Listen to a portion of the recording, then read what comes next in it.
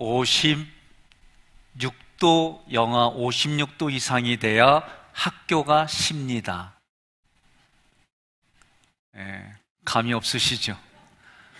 제가 인터넷에서 시베리아 쪽에 있는 어느 학교가 영하 56도가 돼야 학교가 쉰다는 거예요.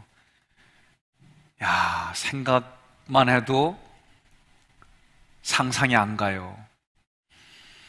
우리가 살아가는 삶의 자리를 어떻게 접근하느냐에 따라서 원망과 불평이 생길 수가 있고, 그 원망과 불평이 생기는 자리에서도 하나님의 의도를 깨달아 내 삶의 유익으로 가져오면 감사와 기쁨이 넘치는 현장이 여러분과 저의 현장임을 고백합니다. 그래서 추운 겨울도 하나님이 주셨습니다 라고 고백한 거예요. 마태복음은 마태가 유대인들에게 가장 유대적으로 예수가 그리스도라고 증거합니다. 마태복음 1장 1절부터 예수 그리스도가 구약에 예언된 그리스도이다라고 증거하고 있습니다.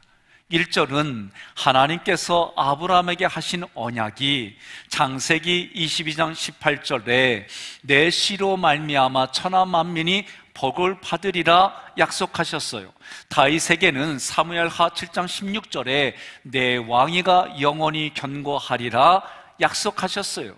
이렇게 세워주신 언약이 예수 그리스도에게서 성취되었다고 선포한 구절이 1절입니다. 따라서 마태복음은 예수 그리스도가 이 땅에 나의 왕으로 오셔서 나의 죄 때문에 죽으신 이야기입니다. 예수님, 그 예수가 하나님의 나라를 선포하고 내 마음에 바친 영토에서 왕으로 계신 이야기입니다. 하나님의 나라의 사묘서는 주권, 땅, 백성으로 말씀드렸어요. 송구영신 때는 주권을 왕으로 표현했어요. 왜? 나에게 왕이신 예수님께 주권이 있느냐? 아니면 그 주권에 나에게 있느냐? 그래서 나에게 왕이신 예수가 내 삶의 주인입니다. 그래서 여러분과 저는 예수님을 주인님, 줄여서 주님 하고 부르는 거예요. 내 마음의 영토 땅에서 하나님의 말씀이 주권으로 하나님의 백성인 내가 이 땅을 살아가는 거예요. 그 일들이 하나님의 나라가 확장되는 거예요. 나를 통해 또 다른 누군가에게, 내 자녀가, 육체로 나온 자녀가, 그리스도의 자녀를 포함하여 내 마음으로 나온 자녀들까지, 그래서 신앙의 4세대를 이루어가자라고 말씀하셨어요. 예수 그리스도가 하나님의 마음과 뜻과 이 마음과 뜻을 담고 이 땅에 오셨습니다. 오셔서 하나님의 마음과 뜻을 우리 마음에 담아주셨어요. 이것이 깨달아지면 예수가 누구냐고 묻는 질문에, 나에게 주권자가 누구냐라는 질문에 예수가 하나님의 아들입니다, 하나님의 아들로 나에게 잉태되는 거요. 이 현상을 예수 그리스도를 아들로 낳는 삶이다. 내가 다른 사람에게 그 마음에 예수를 전했어요. 그분이 예수를 믿었어요. 그러면 아들을 심어줬다. 아들이 있는 자에게는 생명이 있고 아들이 없는 자에게는 생명이 없다. 그에게 생명이 있다라고 말하는 거예요. 여러분, 이러한 내용들은 내가 들은, 내게 들려진 하나님의 말씀이 내 마음에서 깨달아지고 믿음으로 내 마음에 담겨지는 거예요. 그래서 다른 이의 마음밭에 그 아들을 심어주는 삶이 신앙인의 삶이다 라고 말하는 거예요. 요한일서 5장 11절로 12절 교독합니다. 또 증거는 이것이니 하나님이 우리에게 영생을 주신 것과 이 생명이 그의 아들 안에 있는 그것이니라. 있는 자에게는 생명이 있고 하나님의 아들이 없는 자에게는 생명이 없느니라. 아멘. 예수님께서 우리에게 기도하라고 말씀하셨습니다. 기도의 내용은 하나님의 뜻이 하늘에서 이루어진 것 같이 땅인 사람의 마음에서도 이루어지게 하옵소서. 신명기 29장 4절에 그러나 깨닫는 마음과 보는 눈과 듣는 귀는 오늘 여호와께서 너희에게 주지 아니하셨느니라. 구약의 백성들에겐 주지 않았어요. 무엇을? 예수님의 말씀을 깨닫는 마음, 예수님을 보는 눈, 예수님의 말씀을 듣는 귀. 구약에는 하나님이 주지 않았어요. 오늘 우리에게는 예수님이 오셔서 성령으로 보게 해주시고 듣게 해주시고 알게 해주셨어요. 여러분에게 하나님의 말씀이 들리고 그래서 깨달아져서 마음으로 하나님의 아버지의 뜻이 이 마음에 가득 차기를 주님의 이름으로 축복합니다. 마태복음 1장 1절 우리가 한 목소리로 다시 한번 봉독합니다. 아브라함과 다윗의 자손 예수 그리스도의 계보라. 아멘. 이것을 헬라어 본문으로 직역하면 아브라함의 아들 다윗의 아들인 예수 그리스도를 낳게 하는 책이라는 거예요. 마태복음 1장에서 예수 그리스도의 족보는 하나님 아버지의 마음과 뜻인 예수 그리스도를 내 마음의 아들로 낳는 원리를 설명하고 있다. 하나님은 자신의 마음을 아들 또는 예수 그리스도라고 부르시고 이 땅에 예수님을 육신의 몸을 입고 보내셨어요. 하나님께서 자신의 마음인 예수 그리스도를 내 마음에 심어주셨습니다. 하나님의 마음을 넘겨받았습니다. 그래서 그 넘겨받아서 하나님의 마음을 가진 자들을 뭐라고 부르느냐? 하나님은 아들이다 라고 부르는 거예요. 요한복음 10장 34절로 35절 함께 봉독합니다. 예수께서 이르시되 너희 율법에 기록된 바 내가 너희를 신이라 하였노라 하지 아니하였느냐? 성경은 패하지 못하나니 하나님의 말씀을 받은 사람들을 신이라 하셨거든. 아멘. 하나님의 아들과 딸로 불러주셨습니다. 하나님께서 가장 원하시는 것은 하나님의 마음을 가진 사람이에요. 제가 질문해 보겠습니다.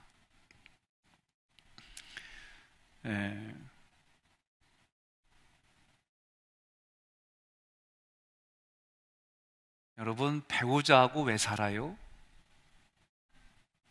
사랑해서. 그리요, 사랑해서 같이 사는 거요. 좋아서 같이 사는 거요. 싫은데 같이 살아요? 네, 여쭤보는 거 여러분들에게. 싫은데 만나고 싶어요? 안 그래요. 남녀노소 다 좋아서 만나는 것이고 좋아서 함께 하는 거요. 아내가 나하고 왜 살아요? 내가 좋아서 함께 하자고 그러니까 그 사람도 내가 좋아서 함께 하재. 그런데 가끔 그래, 괜히 같이 살았다고. 그런 말 들을 때마다 마음이 아파. 농담이라도 그런 말 하면 마음이 아픈 거요. 여러분, 집에서 키우는 개도요, 사랑한다 사랑한다 그러면요 그 사람한테 꼬랑지 흔들면서 와요. 그런데 올 때마다 때리잖아요. 그러면 이빨 드러내요. 가장 지극히 정서적인 거지요. 하나님께서 가장 원하는 거, 성경은 이렇게 표현했어요. 하나님이 이 세상을 사랑하신 내용이 뭐냐 봤더니 독생자들을 이 땅에 보냈다는 거예요. 이 땅에 보냈는데 그 내용들을 더 보니까 그 예수님이 또 다른 부에서 성령님으로 내 마음에 심어주신, 이것이 하나님의 사랑이에요. 그래서 하나님은 아들이 있는 자에게는 생명이 있고, 하나님의 아들이 있는 자에게 생명이 있단 말이에요. 그래서 나를 하나님의 자녀 삼아주시는 은혜가 있는 거예요. 그래서 그거를 아들이다라고 표현하는 거예요. 여러분, 우리는 예수님을 나의 구주로 고백합니다. 요한복음 1장 12절에 영접하는 자 곧 그 이름을 믿는 자들에게는 하나님의 자녀가 되는 권세를 주셨으니, 하나님의 자녀, 하나님의 아들, 딸, 예수 그리스도가 아브라함의 자손이라는 것은 어떤 뜻일까?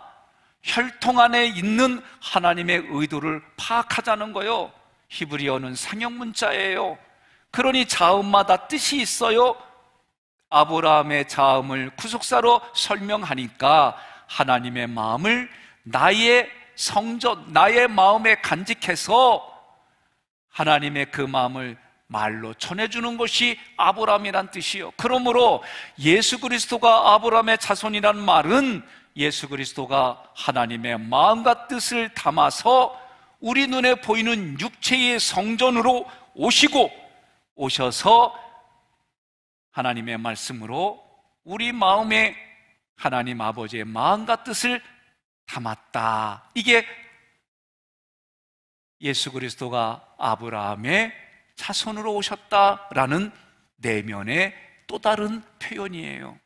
다윗의 자손이라는 것도 역시 다윗은 사랑하는 자라는 뜻이에요. 다시 말하면 하나님의 마음, 하나님의 마음이신 아가페라고 불리는 사랑, 이 사랑을 간직한 하나님을 상징하는 것이 다윗의 이름의 뜻이에요. 그러므로 다윗의 자손이란 예수 그리스도가 하나님 아버지의 마음인 사랑을 가지고 이 땅에 오신 분이다, 그런 의미예요.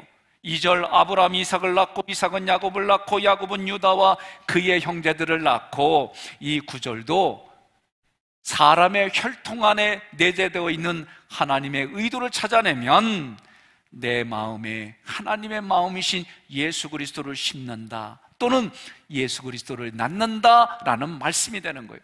창세기 21장 5절에 아브라함이 그의 아들 이삭이 그에게 태어날 때에 백세라, 백은 숫자 100의 뜻도 있지만 히브리어 메아를 표현해 보니까 내가 진리를 깨달은 때다, 하나님이 씨를 주셨다, 그것을 깨달은 때가 백세라는 거예요. 그러므로 아브라함이 하나님께서 약속하신 씨를 마음에 간직하게 된 때, 하나님이 깨닫게 해주시는 때, 왜 구약은 하나님이 깨닫게 해주시고 보게 해주시고 들리게 해주시는 은혜를 주지 않았다 그랬어요. 그래서 하나님이 특별히 생각하는 예언자나 하나님이 지극히 사랑하는 자 위에는 깨달을 수가 없는 거예요. 그러나 예수님이 오셔서 깨닫게 해주셨어요. 이게 또 이해가 안 되면 또 이렇게 얘기할게요. 김 권사님이시죠? 서 권사님 뒤에. 예, 김 권사님 남편 권 권사님 만날 때 많고 많은 남자들이 있는데 왜 그 양반만 결혼했어요? 그렇죠. 많고 많은 남자가 있어도 그 남자만 보이는 거예요. 이게 깨달아지는 거예요. 아니, 이렇게 말해도 못 알아들으면 나 더 이상 설명 못해요. 예? 하나님이 깨달음을 주겠다는 얘기는 간단해요. 아니, 똑같은 사건을 보고 하나님이 깨달음의 은혜를 주니까 그 사람만 깨달아지는 거예요. 그걸 어떻게 표현해? 많고 많은 사람이 있는데 희한하게 저 사람에게만 내 마음이 꽂혀. 이게 여러분 깨달아지는 거예요. 그래서 다른 사람에게는 마음이 안 가. 우리의 영적인 원리가 그래요. 이삭은 8일 만에 히브리인 가운데 첫 번째로 할례를 받았어요. 자, 8이라고 하는 숫자는 아랍의 숫자 8이라는 뜻도 있지만 안식 후 첫날이라는 의미도 있어요. 그래서 아브라함이 이삭을 아들로 낳은 것처럼 우리들도 하나님 아버지의 마음과 뜻을 내 마음에 새겨서 안식을 누리자는 거예요. 그 안식을 누리면 여러분 세상이 감당치 못하는 평강이 우리 안에 있음을 믿으시기를 바랍니다. 우리 마음이 하나님 아버지의 마음으로 바뀌면 달라지는 게 있어요. 환경과 사람에 따라서 사람들이 마음이 치우치기도 하고 요동치기도 하고 그래요. 저도 신뢰하는 사람이 말하면 그냥 다 믿겨져. 그래서 가슴이 뻥 뚫린 사건들도 많어. 그래도 어쨌든 저는 뒤에 있는 김 목사가 이렇게 말하면 그냥 의심도 안 하고 믿어줘. 내가 그래?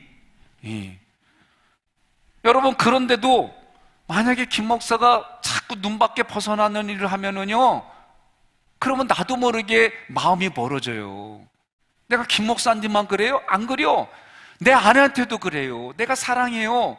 그런데도 아내가 자꾸 내 마음을 위협하고 힘들고 막 그러면요, 나는 그 아내가 덜 사랑스러워져요. 김경애 권사님은도 그래요? 아, 감사합니다. 그냥 거침없이 그러네. 서 권사님도 그래요? 예. 이거는요, 남녀노소 구분하지 않고 다 그래. 그런데 하나님의 마음이 이 안에 담겨지기 시작하잖아요? 그러면 사람에게 치우치고 환경에 요동치는 이런 게요, 사라져요. 희한해. 그래서 위로부터 오는 은혜를 바라보라는 거예요. 그래서 위를 바라보라는 거예요. 위를 바라보면 좋은 게 있어요. 몸도 가슴이 펴져요. 그러면 건강해져요. 의도적으로 여러분 이렇게 피셔요. 예, 성경 말씀을 보고 위로 피세요. 설교 중에도 여러분이 위로 펴시면 잠이 달아나. 그렇게 돼 있어요. 여러분, 하나님 아버지의 마음으로 바뀌기 전에는 사람과 환경에 따라 우리 마음이 요동쳐요.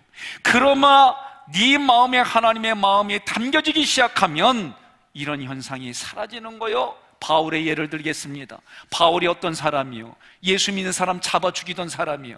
그런 사람에게 예수님이 친히 만나 주셨어요. 그리고 그 예수님을 통해 깊이 체험하고 은혜를 받기 시작했어요. 경험이 그가 충만해지기 시작했어요. 하나님의 말씀이 예수님을 통해 그의 가슴에 들어오기 시작했어요. 그 안에 많아질수록 빌립보서 4장 11절, 내가 궁핍함으로 말하는 것이 아니라 어떠한 형편에든지 나는 자족하기를 배웠노니, 디모데전서 6장 6절에 그러나 자족하는 마음이 있으면 경건은 큰 이익이 되느니라. 아멘. 여러분의 삶에 사도 바울이 많은 믿음의 선조들이 가졌던 자족하는 마음이 넘치기를 주님의 이름으로 축복합니다. 2절에 야곱이 유다와 그의 형제들을 낳았다는 얘기는, 야곱은 본래 어떤 사람이었느냐? 지나가는 사람을 발목을 낚아서 넘어뜨리는 사람이 야곱이라는 이름이요. 그렇게 살았다는 거예요. 그래서 지 형도 넘어뜨렸잖아. 네? 아니 진짜 그랬어요. 창세기 32장 28절에 야곱의 이름을 뭘로 바꿔요? 이스라엘로 바꿨어요. 이 얘기 뜻은, 이스라엘의 이름의 뜻은 하나님과 함께 사람과 함께 하나가 되어 이기었다, 그런 뜻이요. 그래서 야곱이 이스라엘로 이름을 바뀌었다는 얘기는 야곱의 사람이 죽고 이스라엘 사람이 되어서 유다를 낳았다, 그리스도와 함께하는 이스라엘이 되어서 유다를 낳았다, 유다의 이름은 찬양하다, 감사하다, 그런 뜻이요. 그러면 이 유다라는 단어는 던지다라고 하는 히브리어에서 파생된 거예요. 다시 말하면 유다라는 뜻은 하나님의 말씀을 갈급해하는 사람들, 심령이 가난한 사람들, 그 사람들에게 말씀을 던졌더니 그 말씀이 그달아 그 사람에게서 들려지고 깨달아져서 그의 입술이 감사하고 찬양하는 자로 바뀌었다. 그게 유다라는 뜻이에요. 여러분, 여러분의 인생이 야곱과 같은 인생이었다면 이스라엘로 바뀌어서 유다를 낳는 인생이 되어지고 유다가 되어서 하나님께 영광 돌리는 우리 모두가 되기를 주님의 이름으로 축복합니다. 3절에 유다는 다말에게서 베레스와 세레를 낳고 베레스는 헤스론을 낳았다 그랬어요. 자, 다말은 누구요? 유다의 며느리요. 유다에게 두 아들이 있는데 다 죽었어요. 이스라엘 백성들에게는 계대 결혼이라고 하는 전통 결혼 문화가 있어요. 형이 죽으면, 그래서 아들을 못 낳으면 둘째가 형수에게 씨를 주는 거예요. 그런데 두 아들이 죽고 또 다른 아들을 받으려면 세월이 너무 흘러. 자기에게 그 일을 해주지 않자 다말이 택한 게 뭐냐? 창녀가 되었어요. 창녀의 변장을 해가지고 유다에게 들어간 거예요. 그랬더니 유다는 그 며느리인 줄도 모르고 며느리에게 자기가 가지고 있는 소장품을 줘요. 나중에 들어보니까 며느리가 임신했대네. 돌로 쳐 죽이러 갔더니 그 남자는 이것을 가지고 있던 사람입니다. 보니까 유다 자기 거요.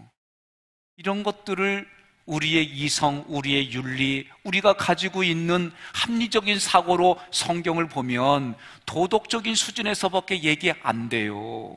자, 다말에게서 쌍둥이가 나옵니다. 쌍둥이의 이름은 베레스와 세라입니다. 베레스라는 뜻은 질그릇이 산산에 깨어지듯이 파열됐다, 박살났다, 그런 뜻이요. 세라는 해가 돋다, 빛나다, 그런 뜻이요.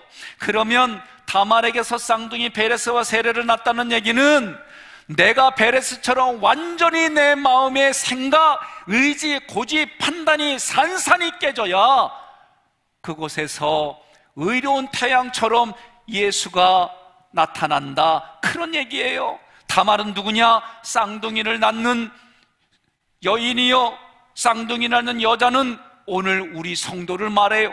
하나님보다도 세상을 더 좋아하는 사람들, 그 사람들이 이 말씀을 깊이 알아야 돼요. 왜?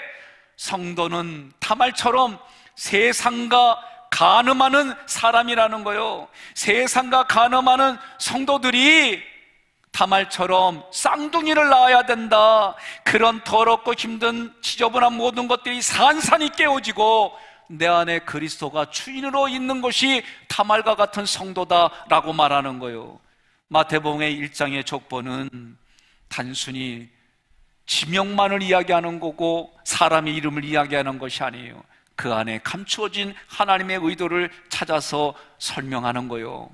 그러니 마태복음 1장도 하나님의 아버지 마음을 내 마음에 심는 말씀이라는 거예요. 여러분, 지금을 살아가는 우리는 예수님의 족보로 하나님의 의도를 깨달아야 하는 거예요. 그렇지 않으면 내가 지금까지 경험한 삶으로 내 안에 가지고 있는 윤리와 이성을 가지고 성경을 다르게 해석할 수 있는 거예요. 마태복음은 의도적으로 이스라엘의 4명의 왕을 빼버렸어요. 그 왕의 이름은 아하시아, 요아스, 아마샤, 여호야김.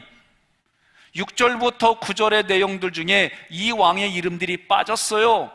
이들의 공통점은 우상을 숭배했어요. 하나님을 대적했어요. 한마디로 예수 그리스도를 증거하는 삶과는 거리가 먼 인생을 살았던 자들이다.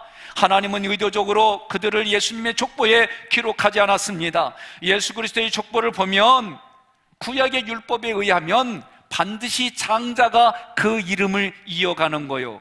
그러나 예수님의 족보에 보면 다 그렇게 기록하지 않았어요. 이것을 통해서 우리에게 주는 메시지가 있습니다. 하나님의 족보는 인간의 법칙대로 기록이 되는 게 아니에요. 태어난 순서에 의해서, 율법에 의해서 기록되는 게 아니에요. 물이 위로부터 아래로 흘러가는 것처럼 진리가 흐르는 것으로, 생명이 흘러가는 것으로 예수 그리스도의 족보가 기록이 된 거예요. 따라서 예수 그리스도의 족보는 생명의 족보다. 그렇다면 이 생명의 족보가 어떻게 기록되었느냐? 라합은 본래 여리고성의 장녀였습니다. 그녀를 통해서 우리에게 주시는 교훈은 우리도 세상과 간음하는 장녀와 같은 자들이다, 이 얘기를 하는 거예요. 여러분, 성경은요 육체적인 간음만 얘기하질 않아요. 하나님보다 세상을 더 사랑하는 것도 영적 간음으로 얘기를 하는 거예요. 그러니 라합과 같이 세상과 간음하는 장녀와 같은 자들이 난데, 하나님의 족보에 라합이 살몬을 만나서 예수 그리스도의 족보를 이어간 것처럼 여러분과 제가 누군가에게는 예수 그리스도의 족보를 이어주는 통로가 되라는 거예요. 믿으시면 아멘 하시기를 바랍니다. 며느리였던 유다와 다말의 관계도 마찬가지인 거예요. 유다의 아들들이 먼저 죽었고 그 대가 끊어질 것 같지만 하나님이 다말을 통해서 아들을 이어가게 한 거. 이 얘기가 뭐냐?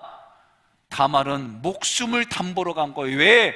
유다가 간음한 며느리를 돌로 죽이러 갔는데, 그러면 다말은 무엇 때문에 그렇게 했어요? 아들을 낳는다는 거예요. 그 아들이 육체적인 아들만 얘기하는 게 아니에요. 하나님의 씨가 계속해서 예수님이 출생하기 전까지 그렇게 헌신한 사람들이 있었기 때문에 예수님이 이 땅에 오실 수 있었다. 그러면 저 사람이 예수를 믿을 수 있게 누군가는 헌신해야 되는데 그 헌신자가 누구냐라고 질문하면 그때 옆에 분에게 나요 라고 대답하면 돼요. 예수님이 오시기까지 누가 헌신하는 자입니까? 왜 대답 안 해요? 옆에 분에게 나요 라고 하셔요. 나요, 나요. 여러분, 모압 여인 룻은 보아스를 만나서 오벳을 낳고 다윗의 조상이 되었어요. 룻이 누구요? 모압 여인이요, 이방 여인이요. 그런데 남편도 죽고 아들들도 죽을 때 며느리한테 니네 고향으로 가라 그런 거예요. 제가 20년 전만 해도 그때 유행하던 단어 중에 하나가 시월드예요. 시월드. 시자만 들어가도 손이 떨린다고 그러고 가슴이 떨린다고 하는 거. 여러분들은 안 그렇지요? 세상은 그랬어요. 시집, 시어머니, 이 얘기만 들어가도 그래서 시월드란 단어가 있었어요. 요새는 며느리의 입장에서 사고와 생각, 전통과 그리고 지금을 살아가는 사람들의 가치관의 이야기가 며느락이라고 하는 드라마가 나왔어요. 보셨어요? 아이고야, 오로지 예배드리고 찬양하고 기도만 하니 뭔 말인지 못 알아들으시니 내가 무안합니다. 자, 어찌됐든 며느리가 어머니한테 시어머니한테 시어머니의 하나님이 나의 하나님입니다, 이 표현이 쉬운 얘기가 아니다 이거예요. 자, 이미 구약은 너희가 살기 위하여 생을 택하고 복을 택하라는 거예요. 하나님의 족보가 생을 택하고 복을 택하는 족보인 줄 믿으시기를 바랍니다.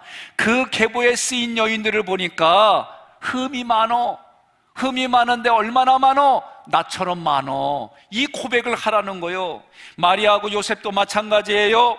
예수 그리스도가 이 땅에 오실 때까지 헌신한 사람들이에요. 마리아한테 천사가 왔어요. 그래서 천사가 뭐라고 그래요? 아들을 낳을 거라는 거예요. 그때 마리아의 반응은 아니 내가 남자도 모르는데 무슨 아이를 낳았으니까 절대 그런 일이 일어날 수 없다는 거예요. 다시 천사가 성령으로 말씀이 임하니까 누가복음 1장 38절에 마리아가 이르되 주의 여종이니 말씀대로 내게 이루어지니이다 하매 천사가 떠나가니라. 여러분, 예수 그리스도를 낳는 일을 위해 그 당시에 예절과 법칙과 율법으로 보면 자기는 돌로 맞아 죽는 상황이에요. 그런데도 그거 다 내려놨어요. 자기 생각 내려놨어요. 자기 의 내려놨어요. 자기가 가지고 있는 율법 내려놨어요. 그러면서 뭐라고 그래요? 주의 여종이오니 말씀하옵소서 듣겠나이다. 말씀대로 되겠나이다. 여러분, 이 종이라고 하는 거는 헬라어로 돌레스라고 하는 거예요. 뭐냐? 어디에 묶여 있다라는 거예요. 주님의 종이오니 주님께 묶여 있다는 거예요. 여러분, 배너라는 영화 보셨습니까?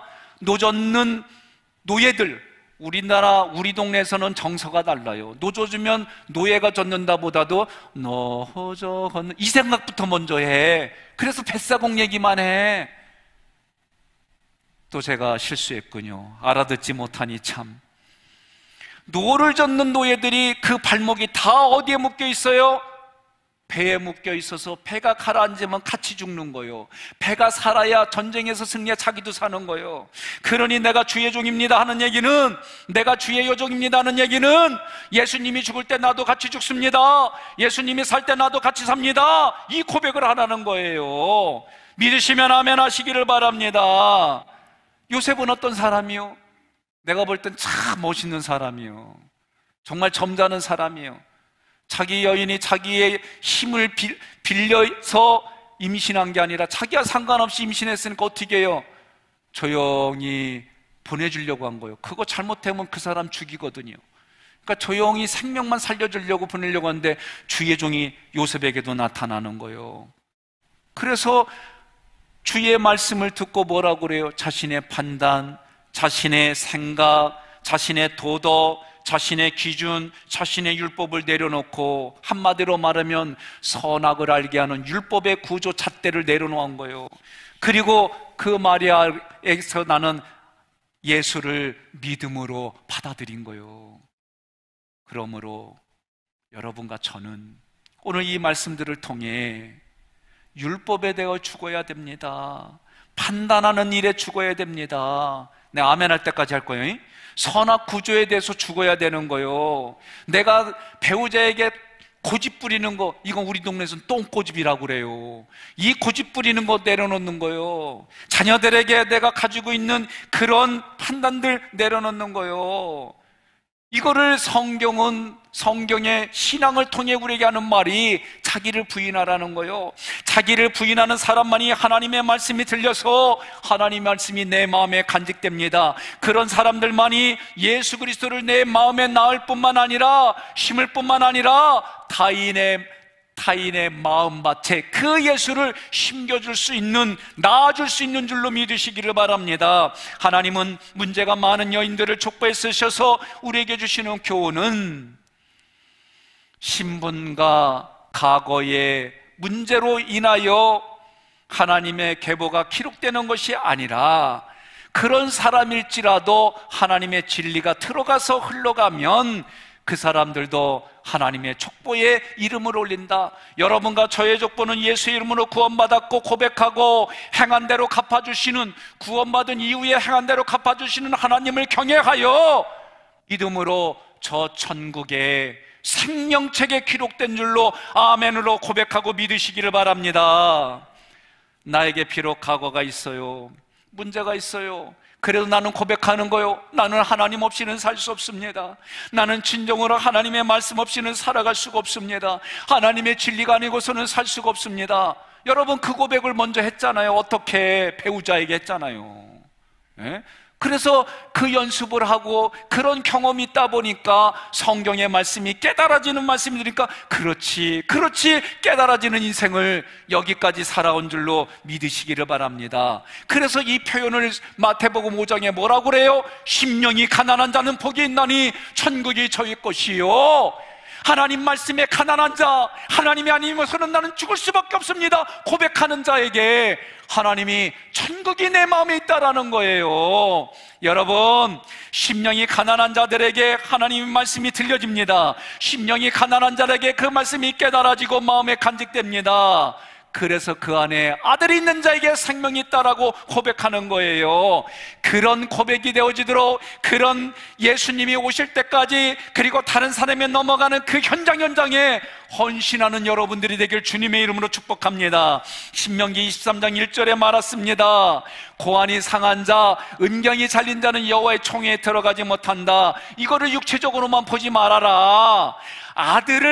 아들이라고 하는 예수 그리스도 그 씨를 다른 사람에게 넘겨주지 못하고 그것을 출산하지 못하는 자는 여호와의 총회에 들어가지 못한다. 나는 그 모든 것을 하지 못한다는 얘기는 구원과 관련이 없다, 그 얘기예요. 그래서 빌립보서 2장 5절에 너희 안에 이 마음을 품으라, 곧 그리스도의 예수의 마음이라 믿으시면 아멘 하시기를 바랍니다. 마태복음 1장 21절에 예수님이 오신 목적을 기록했어요. 어떤 기록이냐? 자기 백성, 우리를 죄에서 구원하려고 예수님이 이 땅에 오셨다는 거예요. 안타까운 이야기가 작년도에 있었죠. 서해안에서 우리나라 공무원이, 아무리 생각해도, 아무리 기사를 읽어도 저는 이해가 안 돼요. 양쪽에서 얘기하는 얘기 들어보면, 그리고 해류가 그렇게 밀려가는 곳에 어떻게 그게 혼자 수영쳐서 갈 수 있는, 도대체 이해가 안 돼요. 나는 우리나라의 대통령들을 보면 불쌍해요. 끝나고 나면 꼭 큰 짓들 가. 나 그래서 이번 대통령도 끝나면 어떻게 될지 난 기대가 돼. 궁금해. 이와는 반대로 라이언 일병 구하기, 외국의 영화들을 보면 그 나라 백성이라기 때문에 군대를 보내고 그 나라 백성이기 때문에 대통령이 나와서 그 생명을 살리려고 하고, 이런 걸 보면은 막 그냥 마음이 끌어올라요. 막 저도. 2009년 8월 4일 미국의 빌 클린턴 대통령이 북한을 방문합니다. 방문해서 북한에 억류됐던 여자 기자 2명, 로라린과 유라를 구출해서 미국으로 데리고 가는 거예요. 2010년 8월 26일 지미 카터 대통령이 북한에 억류된 말리 공주를 직접 가서 구출해 가는 거예요. 이유는 단 하나, 북한에 억류된 자기 백성을 구출하러 가는 거예요. 6.25 전쟁 때 포로가 된 사람들이 있다고 하는데 이 나라는 한 번도 이 말에 대해서 얘기를 안 해요. 이 나라의 독립을 위해서 외친 사람들을 배려하는 일들이 없어요. 그런데 하나님은 그런 우리들에게 너희는 왕 같은 제사장이라는 거예요. 그러면 여러분과 제가 왕으로서 내가 그 영혼을 책임지고 그 영혼을 지키고 그 영혼을 위해서 눈물을 흘리는 영혼이 나에게 있느냐, 자기 자신에게 오늘 물어봐야 되는 거예요. 예배를 드린다는 얘기는 바로 하나님 앞에 왕으로 제사장으로 그 역할을 감당하는데, 제사장이란 하나님 앞에 예물을 드리는 거잖아요. 제물을 드리는 거잖아요. 예수가 나의 제물이요, 내가 하나님의 제물이요, 이방인이 하나님의 제물이라고 한다면 오늘 여러분과 제가 예배를 드릴 때마다 하나님, 내가 왕으로 제사장으로 그 영혼을 위해서 기도하고 지킬 영혼을 위해서 눈물을 흘리고 그 자리에서 예배드리는 현장이 나의 예배의 탄이 되어야 되는 것을 믿으시기를 바랍니다. 여러분, 예수 그리스도를 내 마음에 주시는 하나님, 북한보다도 더 큰 죄, 더 저주에 매여 있는 우리를 구원하시려고 예수님을 이 땅에 보내셨다는 거예요. 이것을 깨달아지고 십자가에서 달려 돌아가신 예수의 모든 내용을 내 마음에서 깨달아지면 여러분과 제가 이 땅을 살아가는 삶의 자세가 달라질 수밖에 없습니다. 예수님의 죽음이 나의 죽음이었고, 예수님이 흘리신 것이 나의 피라고 나의 모든 것이라고 정말 마음에서 고백이 되어지면 내가 살아가는 현장의 삶의 가치 기준이 달라질 수밖에 없는 거예요. 그래서 히브리어로 죽음을 무투라고 그랬는데, 이 무투는 율법에 대하여 죽는 삶이요, 그러니 내가 예수님과 함께 죽고 예수님과 사는 인생이 어떤 인생인지, 내가 예수님과 죽는다는 얘기는 나의 선악의 구조, 옳고 그름, 율법에 대해서, 자기 의에 대해서, 내가 가능성을 두는 그 모든 것에 대해서 내가 죽는 거예요. 그리고 그렇게 해야 죄와 저주에서 해방되는 거예요. 하나님, 그 예수님과 함께 부활의 신앙을 가진다는 얘기는 내가 구원받은 이후에 행한 대로 갚아주시는 하나님 앞에 살아가는 삶의 자세는 다를 수밖에 있는 거예요. 구원받았으니까 아무 짓이나 해도 하나님이 구원해 주신다, 이게 이단적인 요소예요. 구원받았어요. 구원받은 이후의 삶은 달라야 되는 거예요. 구원받은 이후의 삶에도 하나님이 행한 대로 갚아주시기 때문에 하나님 앞에 범죄하는 일들이 두렵고, 내가 회개하는 영이 내게 부어져서 내가 지적으로 동의를 하며 하나님 앞에 내 영이 자복하고 하나님 앞에 탐복하는 일들이, 그리고 그것이 실제로 성령이 회개케 하는 사건을 통해 회개하는 열매를 맺어야 이 땅에 우리가 그렇게 살아가는 거예요. 이것이 죽음에 대한, 그래서 내가 죽어서 회개하는 신앙의 모습이다라고 말하는 거예요. 여러분, 하나님은 하나님의 마음인 예수 그리스도를 내 마음의 아들로 낳기를 원하십니다. 오늘 영상을 준비했는데 이 영상을 보면서 성경에 기록된 마리아와 요셉처럼, 성경에 기록된 라합처럼, 성경에 기록된 룻처럼, 성경에 기록된 많은 우리 믿음의 조상들처럼 나도 내가 지금 이 자리에서부터 지금부터 헌신하는 인생 살기를 주님의 이름으로 축복합니다.